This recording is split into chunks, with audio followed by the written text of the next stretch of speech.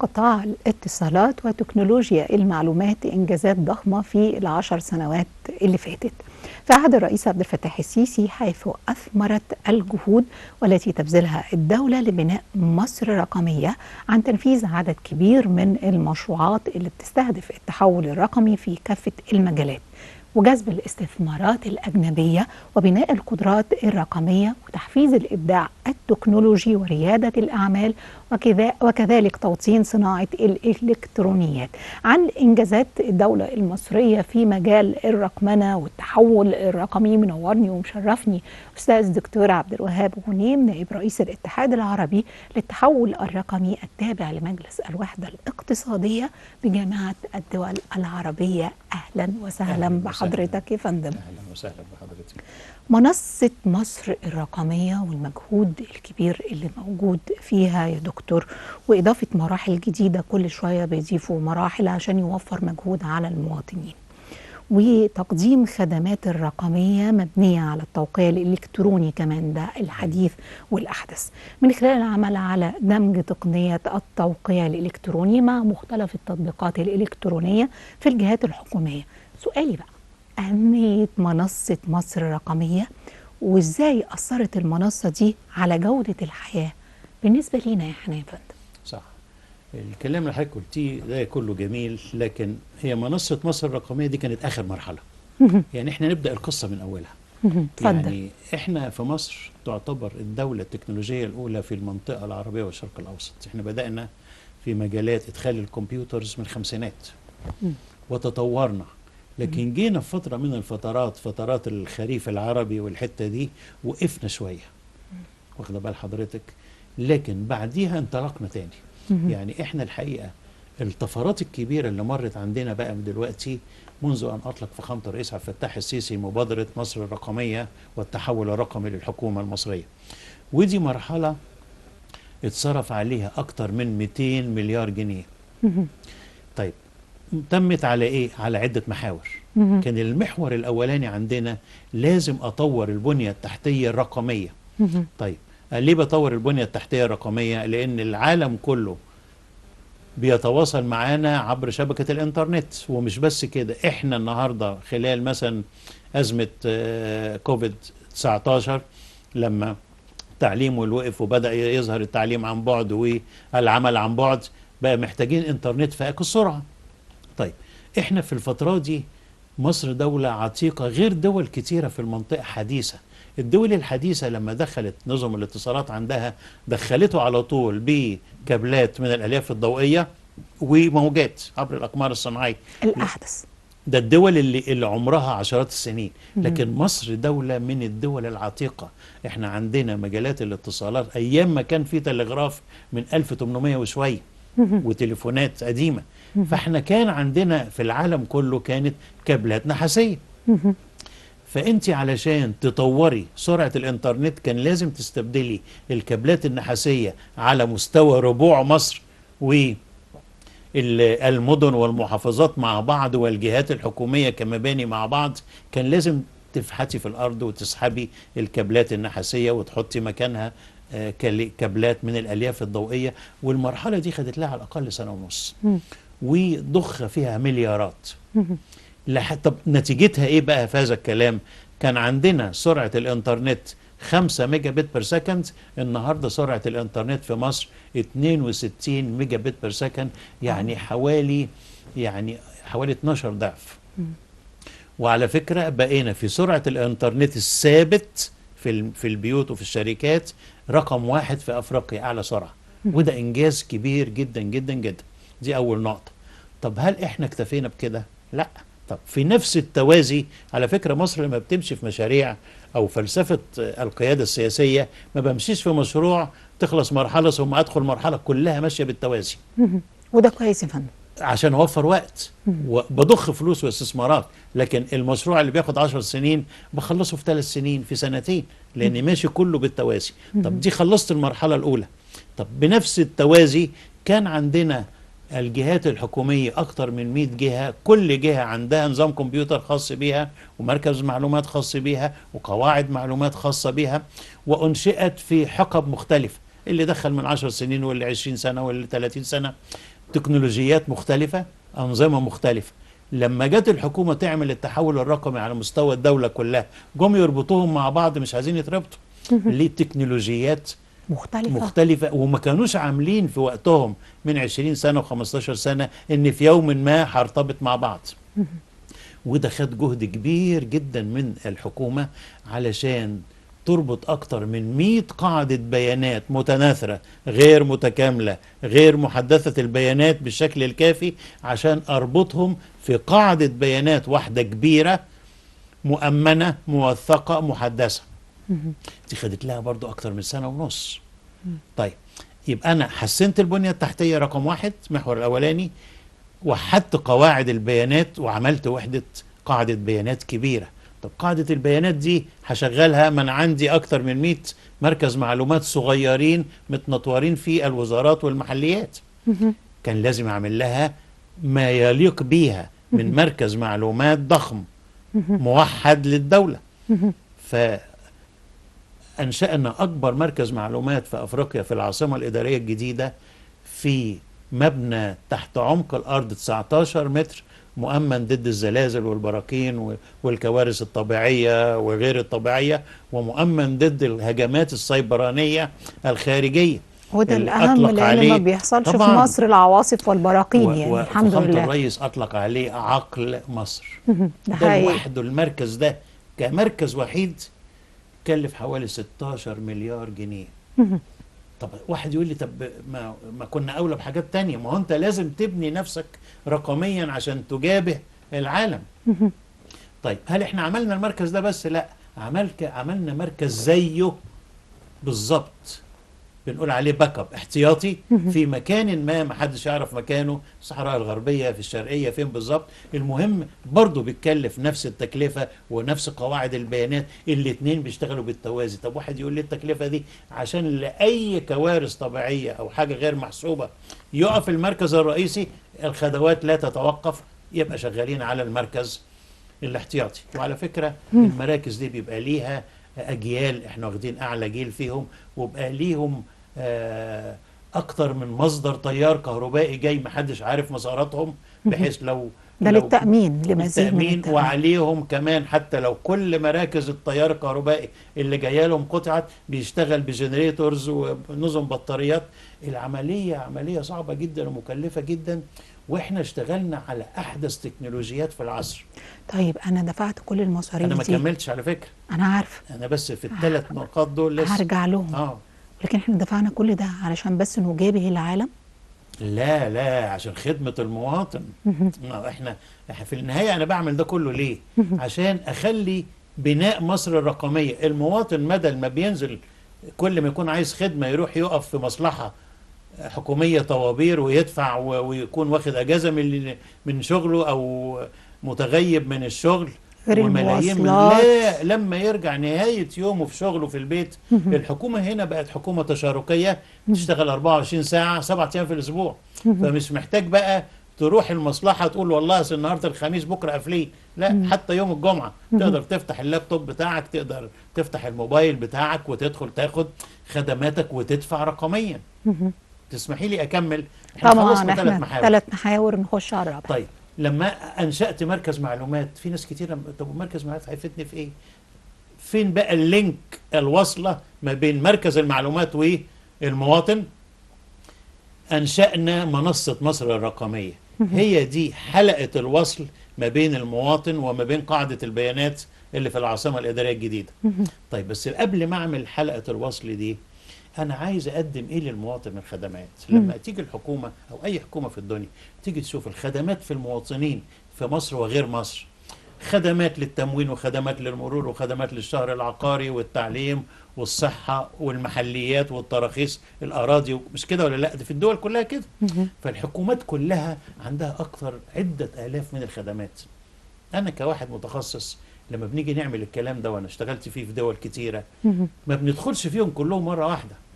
في خدمات بتقدم لعدة آلاف من المواطنين، وفي خدمات تقدم لعشرات الآلاف ومئات، وفي خدمات تقدم لملايين، بتقسم لقطاعات. طبعا أنا لما أجي أشوف مثلا خدمة زي السجل المدني، كل الناس عايزاها.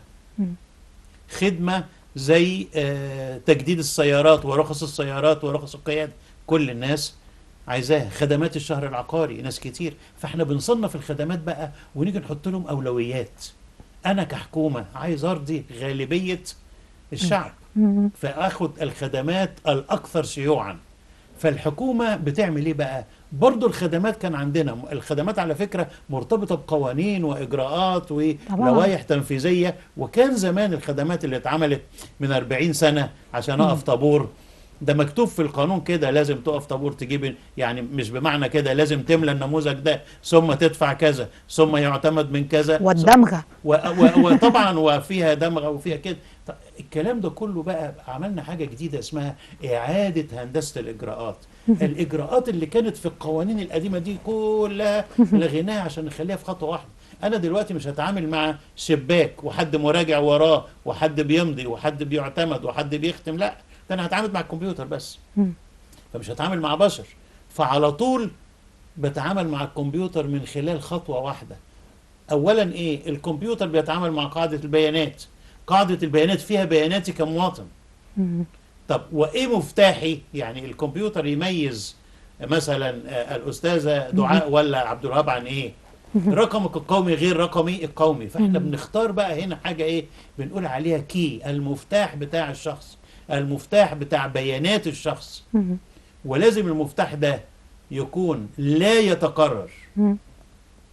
فكان زمان على فكرة قواعد البيانات اللي عندنا قديمة ما كانش فيها مفاتيح مرتبط بينا. يعني كان في بعض قواعد البيانات مثلا قاعدة بيانات دفع فواتير الكهرباء، كان أهم حاجة عنده بيهمه إيه؟ رقم العداد واسم الشخص والقراءة الحالية والسابقة والقيمة. تقول له أنت عاملها ليه قاعدة بيانات دي؟ يقول لك أنا عشان بلم الفلوس. طب ما حطيتش الرقم القومي ليه؟ ما كانش عنده استيعاب مستقبلا إنها هترتبط مع جهة تانية. فدي كانت أصعب مرحلة على فكرة، إن أنا أعيد هندسة الإجراءات في جميع الخدمات. نجحنا إن عندنا النهاردة على منصة مصر الرقمية 170 خدمة رقمية. طيب عدد المواطنين المشتركين فيها ايه؟ انا واحده من الناس اللي انا عندي عامله ده، وكل شويه اخش اشوف اخبار مخالفات المرور ايه، اخبار الحاجات صح. ايه علشان اخلص واتابع، وفي كل مره ببقى مبهوره، لان في كل مره بيسالوني عن رايي في الخدمه وتقييمي و فالتجربه معتبره ممتاز. جدا، ومش اي حد يقدر يخش ويستبيح حاجتي مؤمنه بشكل كويس جدا جدا جدا. انا بالمناسبه بدعو كل الناس ان هم يعملوا ده، سهل في دقائق بسيطه جدا، وبيعرفوا اشتراك في المنصه واشتراك مجاني. هو كل من حضرتك ان انت بتحط رقمك القومي وبتدخل الباسورد بتاعتك اللي بعد كده بتتابع حاجاتك الخاصه من خلالها. صح. قول لي بقى ده فادنا في ايه؟ والتوقيع الالكتروني كمان، يعني انا ممكن من بيتنا اعمل التوقيع ده وانا قاعده كده هانم معززه مكرمه. قول لي بقى. طيب احنا لسه ما اتكلمنا عن مراحل بس ما شفناش فايدتها ايه للمواطن وفايدتها ايه للدوله. اولا فايدتها احنا همنا عن المواطن. الدوله بتقول ايه؟ انا بعمل الخدمات دي كلها لخدمه المواطن. طيب احنا في العادي قبل مشاريع التحول الرقمي اللي اطلقها فخامه الرئيس كنا بنعمل ايه؟ كنا بننزل على الأقل يوميا في مصر بينزل 4-5 مليون على مستوى ربوع مصر يتوجهوا للوزارات والمحليات اللي عايز يجدد عربية ورخصة سيارة ورخصة قيادة ورخصة أرض ورخصة محل أو خدمات من التموين أو خدمات من الصحة أو خدمات من التعليم. دي على فكرة ملايين بتتحرك. الملايين اللي بتتحرك دي تعمل حوادث، تركب سيارات الخاصة أو السيارات العامة بتحرق مليارات من الأطنان من الوقود، بتلوث البيئة، واخده بالك. بيرجع هو نفسه المواطن من كتر الطوابير اللي واقف فيها، خاصة لو في الصيف الحر ورجع منهك القوة، خد يوم أجازة، ضيعنا مليارات من ساعات العمل. طب أنا لما أوفر النهاردة لل4-5 مليون دول، مش هتنزل من بيتك، مش هتاخد يوم من أجازة، ولا هتزحم الشوارع، ولا هتلوث البيئة، ووفرت مئات المليارات من الفلوس نتيجة الوقود المستهلك عشان حركة الناس دي. لما ترجع من شغلك خش بالليل على منصة مصر الرقمية، خد الخدمة اللي انت عايزها هتجيلك. دي أول نقطة. إذا وفرت جهد المواطن، وفرت له فلوس على فكرة، وفرت له أجازات كان مفروض هياخدها يستعملها في حاجات تانية، واخده بالك. وفرت له الراحة النفسية اللي هو كان بينزل الحتة يقول لك يا ده انا النهارده كنت بجدد المرور، يا خبر ابيض. طلع الناس كانت عيني. على فكره بتقسمها على يومين، واخده بالك؟ دي فعلا. اول نقطه. النقطه الثانيه بقى المهمه، انا وفرت له تكلفه عاليه جدا، سواء نزل بسيارته الخاصه وراح وجه، او نزل بمواصلات عامه. مش كل الناس، ده احيانا انت ناس كانت خارج القاهره بتيجي القاهره عشان تاخد خدمه. صحيح. طب وفرت له فلوس كتيره جدا على فكره، غير الوقت غير الصحه. غير ان التقنيه سهله، يعني طبعا. مش لازم يكون معايا رساله دكتوراه او لا فاهمه لا قوي لا في لا، سهل. التكنولوجيا علشان اخش اعمل ده. على فكرة المواطن في العالم كله أصبح مواطن رقمي. أنت تتخيلي الأرقام النهاردة؟ إحنا ما كناش نقدر نعمل الكلام ده مثلا من 10 سنين. ليه إحنا أو في دول تانية كتيرة؟ لأن ما كانش المواطن وصل للمرحلة الرقمية. واحد يقول لي يعني إيه المرحلة الرقمية كمواطن رقمي؟ الدولة رقمية بقى المواطن رقمي. طب الدولة رقمية منين؟ العالم عدده 8.1 مليار شخص، بيستعملوا 9 مليار موبايل. طب واحد يقول لي ايه علاقه ده بده؟ لما يكون 9 مليار موبايل معناها البشر كلهم كونكتد مع بعض، متوصلين مع بعض. فالحكومه تستغل ان انت عندك وسائل اتصال، طب تعالى بقى اتصل معايا.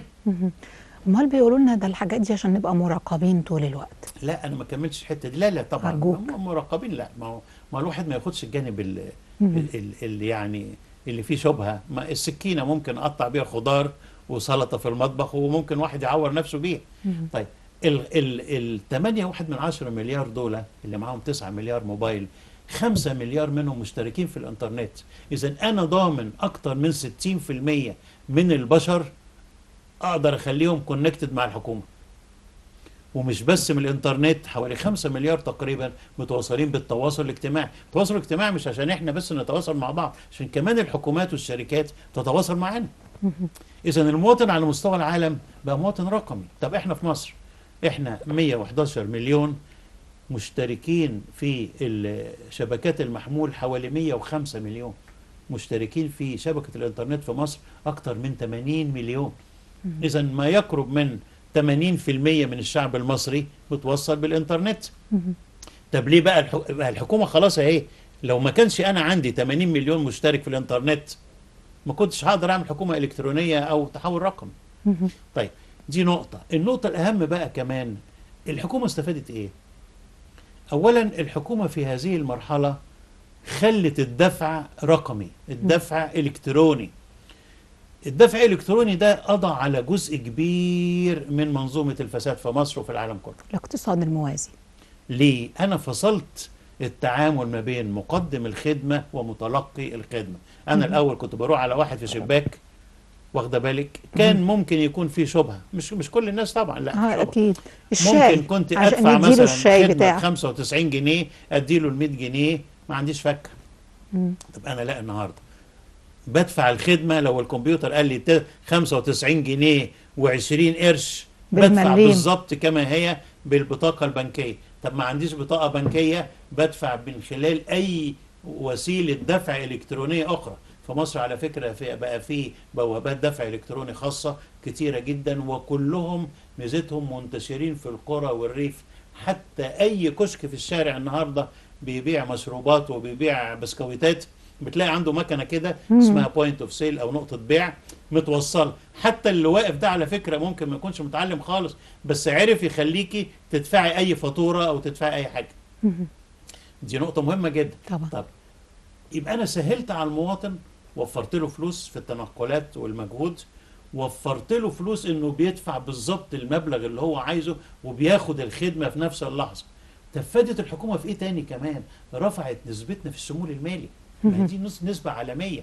احنا كان نسبتنا في الشمول المالي لحد عدة سنوات كنا حوالي 37، النهاردة داخلين على ما يقرب من 65%. بقت الناس النهاردة كلها، حتى على فكرة فئة الناس الغير متعلمة، الحكومة عملت لهم ايه؟ أصدرت لهم كارت اسمه ميزة، صدرنا منه عدة ملايين. انت مش لازم يكون عندك حساب في البنك، بس معاك بطاقة رقمية كل شوية تعبيها بالفلوس، والبطاقة دي تقدر تدفع بيها الخدمات الرقمية، وتقدر تسحب بيها يعني فلوس من البنك من أي مكان ATM. واخده بال حضرتك؟ لما رفعت مؤشرات مصر العالمية دي كلها بتفيدنا بقى في مؤشرات التنافسية العالمية. ما خلي بال حضرتك، احنا الدول بتصنف في العالم من خلال مجموعة كبيرة من مؤشرات. طورت البنية التحتية الرقمية بتاعتي، اتحسنت، هقدر اجذب مستثمرين يستثمروا في انشاء مراكز معلومات في مصر ومراكز تعهيد في مصر، هقدر. لو ما كنتش طورت البنيه التحتيه محدش هيجي لي. يبقى انا ليه بقيت عامل جذب النهارده للاستثمارات الاجنبيه؟ لان بقى عندي انترنت فائق السرعه عريض النطاق اقدر اخدم بيه في العالم كله زي اي حته. واخده بال حضرتك؟ من ضمن الخدمات دي يا فندم ما كانت منظومة التأمين الصحي الشامل، من كانت منظومة إدارة أملاك الدولة وتراخيص إدارة أملاك الدولة، ما كانت منظومات العدالة المتعددة، إنفاذ القانون، مشروعات ملكية، كمان يا فندم عندي هيكلة الإجراءات والتطبيقات في الجهات الحكومية المختلفة. كلمني عن أهمية المشروعات دي. طبعا احنا الحقيقة الحكومة زي ما قلت لحضرتك لما عملت إعادة هندسة حاولت تاخد يعني ايه مجموعات متكاملة. احنا في الخدمات الحكومية في خدمات بتقدمها جهة واحدة وفي خدمات بتقدمها أكتر من جهة. صحيح. يعني على سبيل المثال مخالفات المرور اللي بيدي المخالفة وزارة الداخلية، لكن اللي بياخد الفلوس وزارة العدل. أيوة. لكن وزارتين مشتركين في الخدمة. في خدمات تانية كتيرة مشتركة فيها وزارة العدل مع المحليات زي الشهر العقاري مثلا. أنا يعني في حاجات كتيرة جدا زي الأراضي والمباني وكده. فالربط بقى عشان أخليها منظومة زي ما حضرتك ذكرت كده، منظومات الشهر العقاري دي كلها ربط ما بين محليات وما بين قوانين الخاصة في وزارة العدل والشهر العقاري. أو مثلا يدخل كمان معاه أحيانا وزارة المالية في مثلا الضريبة اللي هتدفع لأن هي اللي هتحصل. واخده بال حضرتك؟ فالحكومة لما جت تعمل يعني إعادة الهندسة حاولت تاخد مجموعة من الخدمات المترابطة مع بعض مع عدة جهات عشان تعملها منظومة زي ما حضرتك إيه قلت. كل هذه المنظومات أدت إلى تطور كبير جدا في مصر، ريحت الجهات الحكومية. دلوقتي على فكرة بقت الحكومة شايفة مقدرات الدولة ككل، الأول ما كانتش شايفة. ليه؟ جزء في الكهرباء، جزء في المحليات، جزء في وزارة العدل، جزء في وزارة المالية، جزء في وزارة الاقتصاد أو التجارة. كانت أجزاء أقدر أشوفها متناثرة منفصلة. لكن النهاردة متخذ القرار لما بيدخل بقينا عندنا نقدر نقول كده عندنا حكومة تشاركية. يعني ايه حكومة تشاركية؟ يعني النهاردة لو أي حد دخل من الحكومة عايز يشوف فلان الفلاني ده بياناته ايه، يقدر يطلع على بياناته التعليميه. اذا كان شخص له حريه الدخول يعني مش أي يقدر حد. يطلع على املاكه، يقدر يطلع على عدد السيارات اللي عنده، يقدر يطلع على الملفات الضريبيه اللي عنده، يقدر يطلع على كل حاجه. ليه بقى؟ في كونكتيفيتي، في اتصال ما بين كل هذه المعلومات. الاول لا، ده الاول كان ممكن واحد يعني زمان قوي كان ممكن الواحد يعمل معامله في محافظه ويروح يعمل معامله تانية خالص في محافظه ما لهمش علاقه ببعض وكده يعني. لكن دلوقتي لا، لو جيت اكرر نفس المعامله هيقول لي ما انت لسه عاملها هناك. نفس المعامله مثلا الابواب الخلفيه للفساد بيتم اغلاقها. والحكومه هنا بقى بدات تطبق ما يسمى بنظم الحوكمه والشفافيه. قبل كده ما كنتش اقدر اطبقها قوي لان ما كانش عندي البيانات كامله. علاوه على الاهم من ده كله بقى، احنا النهارده الناتج المحلي الاجمالي في مصر على فكره ما كانش باين قوي. ليه؟ لان كانت الفلوس متنطوره في حتت كتيره. لما احنا دخلنا في الخدمات الرقميه وفرضنا على بعض الخدمات انك اكتر من 500 جنيه لازم تدفع بطريقه رقميه، اقل من كده ممكن كاش. طب في الحاله دي بقى، طب كل واحد مواطن بيشتغل في الابواب الخلفيه، بيشتغل في الاقتصاد غير الرسمي، كان لازم يعمل له حساب بنكي. طالما دخلت حساب بنكي بقيت متشاف. فلوسك طالما حطيتها في البنك بدل ما خزنتها في البيت، البنك حاصلته زادت، دخله زاد، يقدر يمول مشروعات اكتر. واخده بال حضرتك؟ اذا احنا النهارده يعني الاستفاده عادت على الحكومه بشكل كبير جدا وعادت على المواطن بشكل كبير جدا، لدرجه ان احنا حاليا مصر رقم واحد.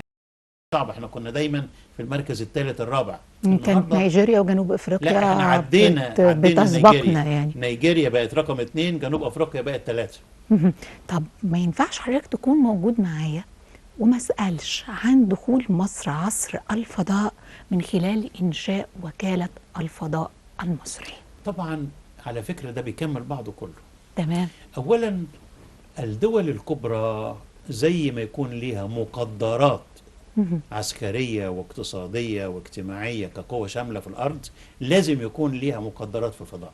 تمام. مصر من الدول الكبرى في الشرق الأوسط، شكل من أشكال وأفريقيا. الهيمنة على الدولة. طبعا لا، حماية مقدرات الدولة، ما أنت مش بتحميها على الأرض بس، لازم كمان تحميها من فوق.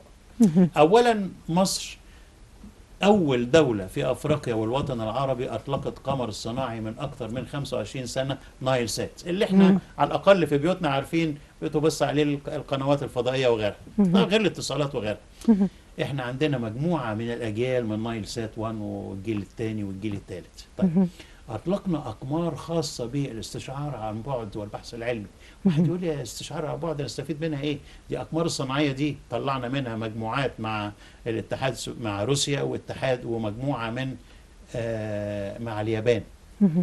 هي دي اللي بتوريني ثرواتي المعدنية في الصحراء الشرقية وفي الصحراء الغربية، وفين الأماكن اللي فيها مياه جوفية، فين الأماكن اللي قابلة للزراعة.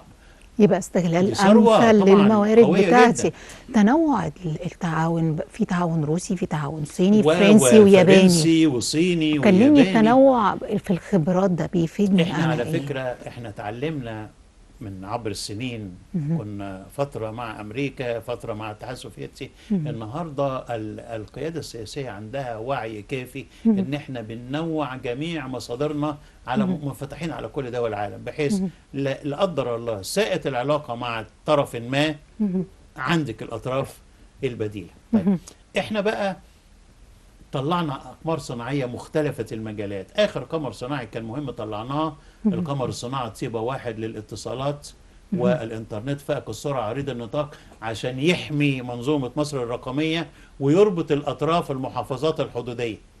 ودي مهمة، ده أمن قومي. ودي كانت أمن قومي طبعا. وعلى فكرة الأقمار الصناعية دي احنا في مصر عندنا المهندسين والفنيين اللي موجودين في المحطات الأرضية هم تماما 100% مهندسين وفنيين مصريين بيديروها، ما بنجيبش حد من بره يديرها. احنا بس بيساعدنا الدول الخارجية في مرحلة الإطلاق بالأقمار الصناعية. ليه؟ لأن لازم يمر على صاروخ معين يطلقه، لكن بعد ما بيطلع وياخد مداره بيبقى احنا لينا السيطرة عليه 100%.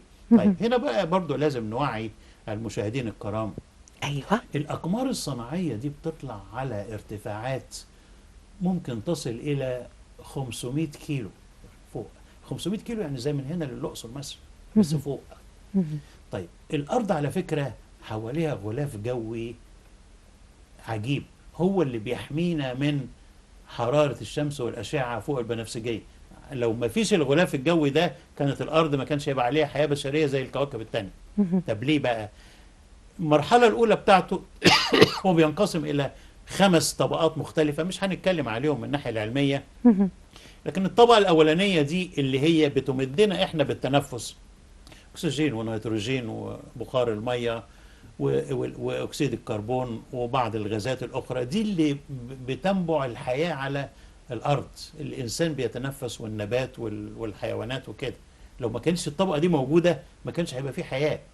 لكن الطبقات الأولانية والثانية دي اللي بيطير فيها الطيران بقى على ارتفاعات مختلفة.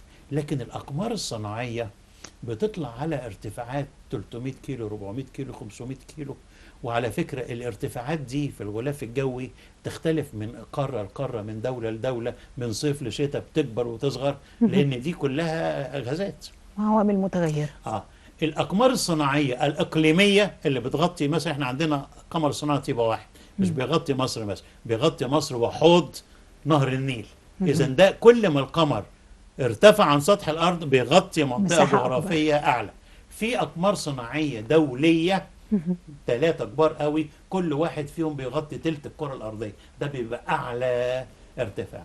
وعلى فكرة المسارات في الجو دي مش متاحة لكل الناس كده، يعني لازم ناخد مسارات إذن وحاجات كده، ده بيبقى فيها إذن ومخاطبات لا طبعا وحاجات. لا، ومش بس كده، عشان ما يكونش دولة غيري واخدة هذه المسارات يصطدموا يحصل في بعض. تداخل. دي أول نقطة. طب مصر زي ما بنقول من أكثر من 25 سنة عندها أقمار صناعية، لكن كمان أطلقت ونظمت وكالة الفضاء المصرية، ودي على فكرة برئاسة فخامة الرئيس نفسه. ليه؟ عشان تديها قوة. طب احنا ليه عاملينها كده؟ عشان توطين الصناعات الفضاء والأقمار الصناعية، توطينها. يعني احنا عايزين النهاردة في مراحل ما هنصنع الأقمار الصناعية، في مراحل ما مستقبلا ممكن احنا نطلقها. احنا النهاردة بنطلقها من بعض الدول المتقدمة، لكن مستقبلا احنا بنشارك حاليا في مراحل التصنيع، هنشارك مستقبلا في تصنيع كامل، وممكن مراحل الإطلاق. ده مش حلم مستحيل، لأن في كل حاجة احنا بنعمل فيها تعاون مشترك مع دولة تانية بنسمع كلمة توطين الصناعة، طبعا. توطين التكنولوجيا. ففي جدا. حتة ذكاء في التعامل. أنا ولادي لازم يتعلموا سر الصنعة بالبلدي كده، علشان أنا يعرفوا آخرها مستقبلا إيه. هقوم بالصنعة كلها. طيب واحنا لما احنا الاقمار الصناعيه بتاعتنا اغراض كتيره، فيها اغراض امن قومي، فيها اغراض بحث علمي واستشعار عن بعد، فيها اغراض انا بملك اتصالاتي. واحد يقول انت طلعت القمر الصناعي تبقى واحد ده اتكلف مثلا نص مليار مثلا، اقول له ما انا قبل ما اطلع القمر الصناعي تبقى واحد كنت باجر خطوط اتصالات وانترنت من اقمار صناعيه لدول اخرى وبدفع لهم مليارات. اللي ما عندوش مثلا على سبيل المثال، اللي ما عندوش سيارة بيركب أي وسيلة نقل وبيدفع فلوس. طب لما جبت سيارة بقتش تدفع. دي أول حاجة. إذا أنت وفرت فلوسك كنت بتدفعها لدول أخرى عندها أقمار صناعية. على فكرة في دول في المنطقة هنا العربية اللي بيغطيها إيه؟ قمر صناعي هندي. يبقى أنت بتعملي مكالمة من مصر مثلا لدولة جارة عن طريق القمر الصناعي الهندي، يعني المكالمة بتروح الهند وترجع. طب ليه؟ أنا لما يكون عندي القمر الصناعي ده غطى متطلباتي كمصر، وبيغطي بأجر كمان قنوات تلفزيونية وقنوات اتصالات وإنترنت للدول المجاورة، يعني كمان بدخل دخل انكم. دخل. طب إيه؟ ما هو توطين الصناعة دي مش أي دولة تدخل فيها. يعني هل إحنا فاكرين كل الدول اللي حوالينا عندها أقمار صناعية زينا؟ لا. ده عشان عندنا العقول البشرية بسم الله ما شاء الله ممتازة. احنا في مجالات تكنولوجيا المعلومات الدولة الرائدة في المنطقة. احنا عندنا على فكرة مرتبطة بالسؤال برضو اتفضل. صناعة اسمها صناعة التعهيد. يعني ايه التعهيد؟ يعني الدول في اوروبا وفي امريكا احنا عندنا مبرمجين ومطورين برمجيات على مستوى عالي جدا، وهم عندهم عجز في هذه الصناعة، عندهم عجز في الموارد البشرية. فيقول لك ايه مثلا، انا هخلي المبرمجين عندك والمطورين يشتغلوا في مصر لصالح امريكا، لشركات امريكيه او لشركات اوروبيه. طب واحد يقول لي هو ليه جه مصر؟ اولا عندي انترنت فيها قصار عريض النطاق، من اكتر من 10 سنين ما كانش يقدر يجي لي. ما عندكش انترنت، كل شويه الخط بيني وبينك هيقطع، ما مش عايزك، كان بيروح للهند. طيب دي اول نقطه. لما طورنا البنيه التحتيه الرقميه جالي استثمارات خارجيه. طيب لو بس عندي الانترنت فيها قصار عريض النطاق، ما عنديش الكوادر البشريه المؤهله فنيا، ما كانش جالي. طب النهارده المراكز الكبرى في المراكز الكول سنترز جت في مصر ليه؟ الشركات الفرنسيه كلها الكول سنترز بتاعها في مصر، في منطقه المعادي التكنولوجيه او في القريه الذكيه. تتخيلي ان اسره فرنسيه بتستعلم عن حاجه من شركه جوه فرنسا، بيرد عليها شاب او شابه قاعده في المعادي في مصر. طب واحد يقول لي ليه مش دوله مجاوره؟ لان احنا عندنا كليات الألسن وكليات الاداب بتدرس اكتر من 20 لغه، فعندنا خريجين بيجيدوا اكتر من 20 لغه. والمراكز دي عايزه ايه؟ يكون عندك ناس بتتكلم عربي وانجليزي وفرنساوي والماني، مجموعات. ما هو مركز الكول سنتر ده بيبقى مركز ضخم، مثلا في الورديه 500 واحد، مثلا 20 30 بيتكلموا الماني وزيهم ايطالي وزيهم روسي وزيهم صيني، بحيث لما تيجي مكالمه بتتحول اوتوماتيك على اي واحد. وهو ايش عرفه فرنسا؟ ممكن ما يكونش عارف فرنسا خالص، بس قدامه شاشه. لما تساليني اروح الحته دي الفلاني هقول لك والله ده في الشارع الفلاني في المبنى. كأن مصر جميلة، مصر جميلة، ومصر كبيرة قوي يا دكتور عبد الوهاب. ده الكول سنترز. هزيدك بس حته صغيره بسرعة بعد اذنك. لكن مراكز التعهيد بقى الثانيه، مراكز المعلومات اللي بتتكلف مليارات بره، جابوها مصر ليه؟ يقول لك انا لو هجيب العماله المصريه من المهندسين والخبراء هديله مثلا $10,000 هناك. انا لو سبتك في مصر شغال واديتك $4,000 وانت قاعد في بيتك وكل حاجه هتتبسط. دي اول نقطه. لو جيت عندي محتاجه ادبر لك سكن وخدمه اجتماعيه وتامين صحي فلما بينقل خدماته هنا بيوفر مليارات. بس لما بينقل خدماته لازم يضمن ان نفس الجوده ونفس الكفاءه اللي كانت عنده بأقل التكلفة. عشان كده احنا بقى عامل جذب في صناعة التعهيد اللي بتدخل أكتر من $5 مليار سنويا. ودي حاجة ده مبلغ معتبر نقدر ننهي بيه الحوار بمنتهى التفاؤل. والاتصالات ده بيساهم بحوالي من 5 ل 6% من الناتج المحلي الإجمالي، وبينمو بحوالي 17% سنويا. مصر جميلة، مصر جميلة قوي. نورتني وشرفتني يا أستاذ دكتور عبد الوهاب غنيم، نائب رئيس الاتحاد العربي للتحول الرقمي بالتابع للمجلس الوحدة الاقتصادية بجامعة الدول العربية. شكرا لحضرتك يا فندم. يعني أنا شاكر جدا، لكن كل اللي احنا قلناه ده قليل جدا قطرة في من محيط الإنجازات اللي حققتها الدولة المصرية. قطرة في محيط، ولكن للحديث بقية. تنورنا وتشرفنا مرة أخرى. قبل ما أشكركم مشاهدينا على حسن المتابعة، بشكر زميلي أستاذ عصمت سالم على تعاونه مع فريق البرنامج الأسبوع اللي فات. بالتأكيد بشكركم على حسن المتابعة، وبكرة يتجدد لقاء جديد وأسرة جديدة. حتى ذلك الحين أترككم في رعاية الله وأمنه.